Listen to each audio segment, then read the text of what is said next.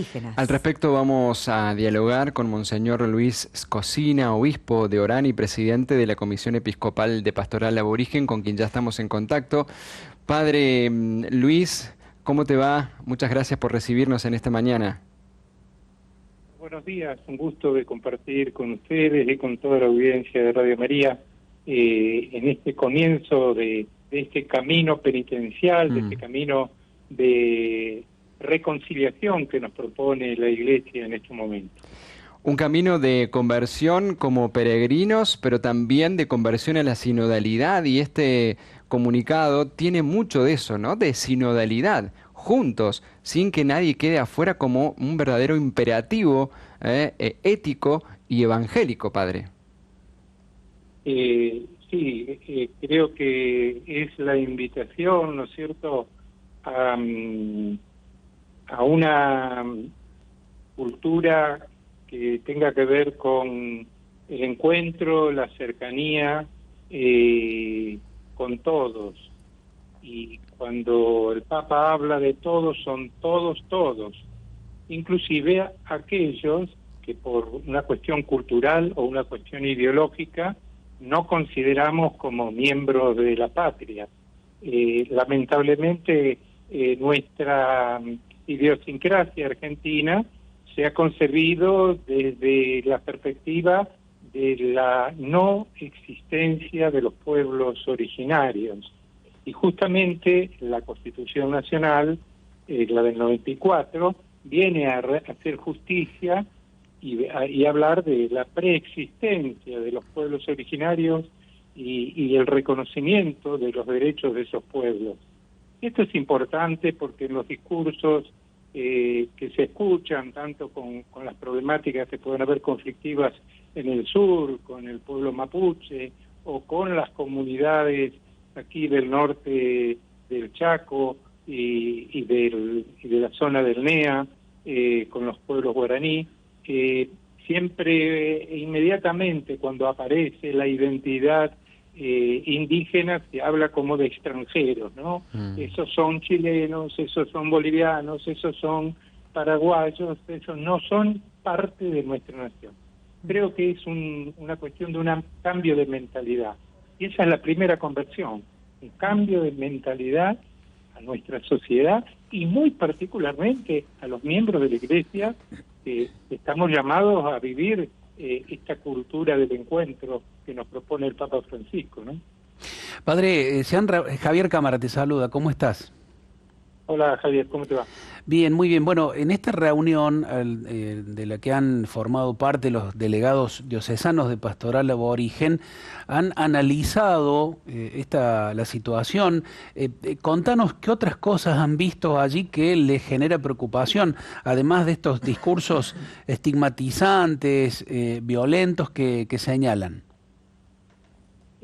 Bueno, una gran preocupación es en este momento la desprotección jurídica cuando el Estado Nacional, dicho por sus propias autoridades, desestima el sostener un acompañamiento y una legislación que proteja y que le permita a las comunidades originarias el tener la posibilidad de algo fundamental como es la protección de los territorios. En este momento prácticamente el Estado Nacional se desentiende, la problemática es derivada a las provincias, a los estados provinciales, y ahí nos encontramos ahora con una problemática muy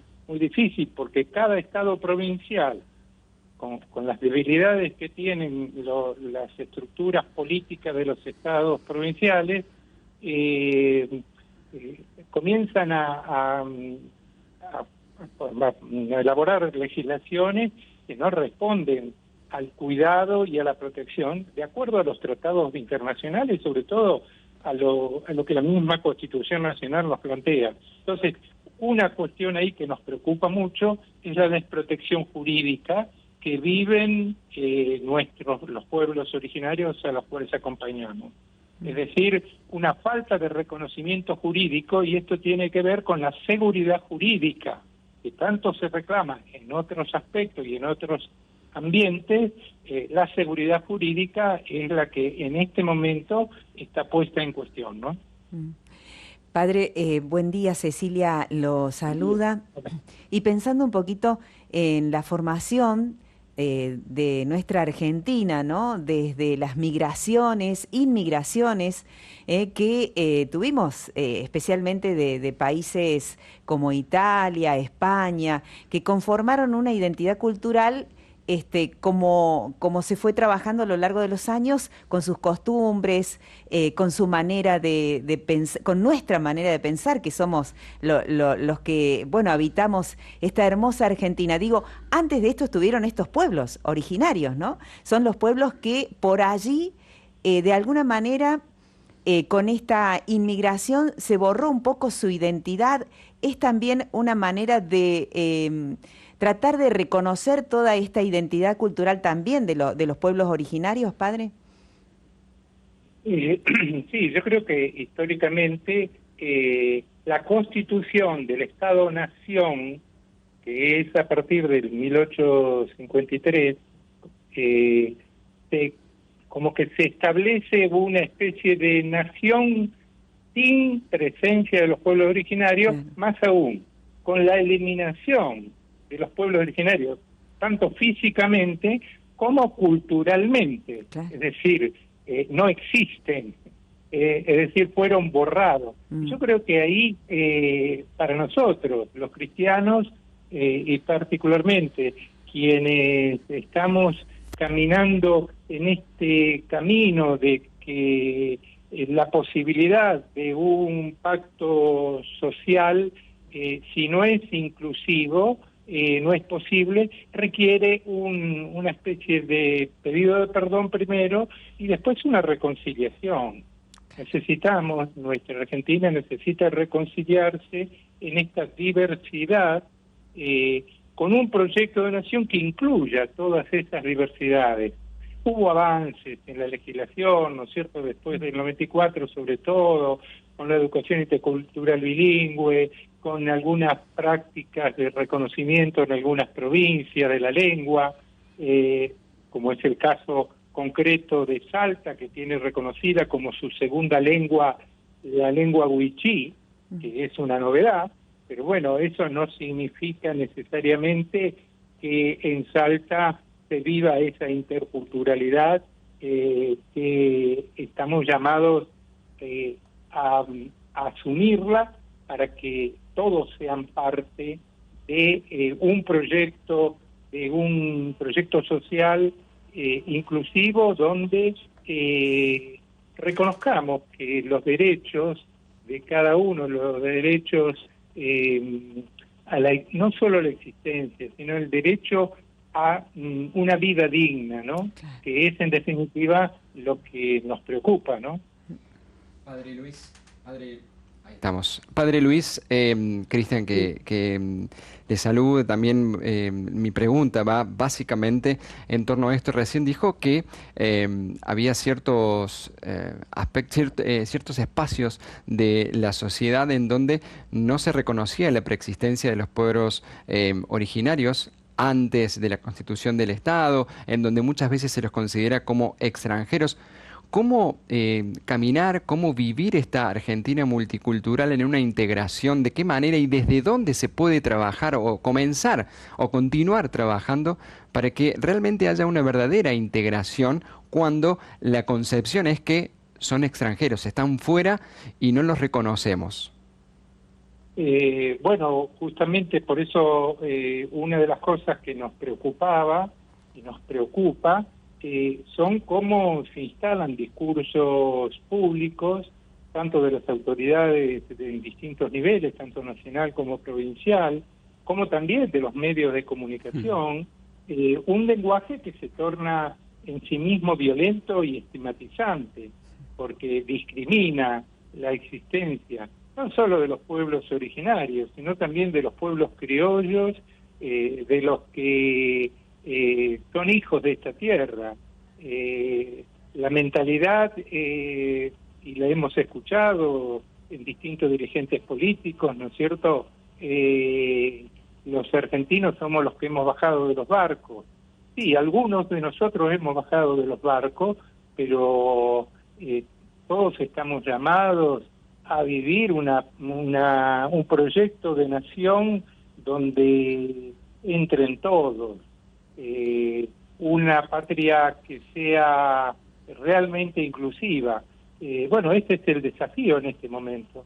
Por eso que creo que también es una invitación muy fuerte que como Iglesia estamos llamados a anunciar a los responsables políticos en los distintos niveles que nosotros queremos construir una patria inclusiva donde exista no solo un proyecto o un pacto político que privilegie y ponga como primacía la propiedad privada. Justamente todo lo contrario. No es esa la primacía, según nuestra visión de la doctrina social de la Iglesia. La primacía está puesta en el bien común, ¿no es cierto? Y que la propiedad es un bien de todos y para todos, no para algunos. Entonces, este discurso xenofóbico, discriminatorio, tiene después su implementación en determinadas políticas que son las que nos preocupan porque en definitiva afectan a la construcción de una patria de hermanos, ¿no? Padre, hay un doble desafío, me parece, aquí también en esto, porque como bien dijiste recién, hay un discurso estigmatizante de parte de las autoridades nacionales y también de las distintas provincias. A eso se suma lo que señalaste del discurso estigmatizante de los medios de comunicación, que pareciera que solo ponen la mirada en los pueblos originarios cuando hay algún tipo de atentado de alguna de los integrantes reales o no de estos pueblos originarios para determinar, ¿no? Y machacar, por ejemplo, con los títulos, bueno, nuevamente un mapuche incendió o mapuches involucrados en tal cosa. Digo, ¿cómo afrontar esta posición que tiene la Iglesia, que tenemos todos de buscar un país donde todos tengamos lugar, todos, como dice el Papa Francisco, no solo para la Iglesia, sino para la vida concreta, ante una situación o un mensaje que parece contracultural, ¿no? Es decir, todos dicen que hay que ir para el otro lado y nosotros decimos, bueno, no, al contrario, hay que ir por allí. Sí, yo creo que también en eso, con los discursos o con las impostaciones de lo mediático, también hay que rendir honor a la verdad, ¿no es cierto? Porque, bueno, justamente al encontrarnos con los agentes pastorales, tanto de Esquel como de Neuquén, de Río Negro, bueno, descubrimos que la motivación de los incendios sí se le atribuye a algún miembro de la comunidad originaria, pero hay muchos responsables también ahí de intereses, de intereses inmobiliarios, de intereses económicos que están detrás de esto. Es decir, justamente a los brigadistas que estaban custodiando el fuego fueron los que terminaron siendo presos en el Bolsón. Claro. Es decir, hay cosas que salen a noticias, se difunde, se instala, y a veces son, por eso digo la intencionalidad de una información donde es muy fácil culpabilizar al otro. Por eso que en eso tenemos que ser muy cautos y verificar las informaciones. Pero después lo otro es esto de que nosotros necesitamos en este momento sí hacer un discurso, no hacer un discurso contracultural, sino que es el anuncio del Evangelio que es contracorriente. Pero no solo en este contexto de la Argentina, sino a nivel mundial, Sí, sí. ¿cierto? Es decir, donde la guerra se sigue justificando y obviamente el anuncio de la paz, el anuncio de la reconciliación, el anuncio de un camino del diálogo, caen como si fuesen en un saco vacío, ¿no es cierto? Es decir, bueno, esa es un poco el desafío del momento. Pero estamos confiados en que el señor de la historia, el que lleva los hilos de la historia, va haciendo crecer las semillas del reino, y por eso que hay muchas comunidades, hay muchos agentes de pastoral, hay gente con mucho compromiso social, que aunque no se profese de la fe católica o no viva desde la fe, tienen un compromiso de cuidar lo solidario. Yo creo que esos son los signos del reino y los signos que alientan esta construcción del reino en medio de las tribulaciones presentes, ¿no? Padre, para quienes, bueno, también están pensando en este momento, escuchando la nota, en defensa de los pueblos indígenas, aborígenes, y quieran conocer un poquito más de las reflexiones realizadas en este encuentro, las conclusiones, los temas tratados, ¿existe la posibilidad de encontrar esta reflexión, no sé si en alguna página web, en redes?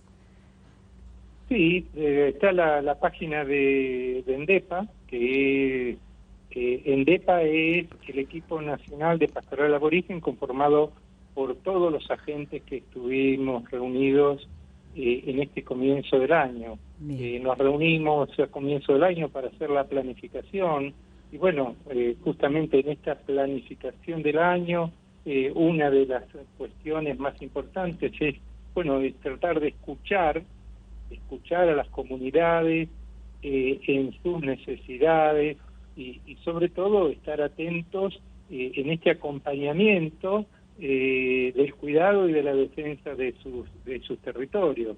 Para eso también la pastoral ENDEPA tiene un equipo de jurídico que asesora y acompaña todas estas realidades, ¿no? Excelente. Muchas gracias por este espacio, Padre Luis.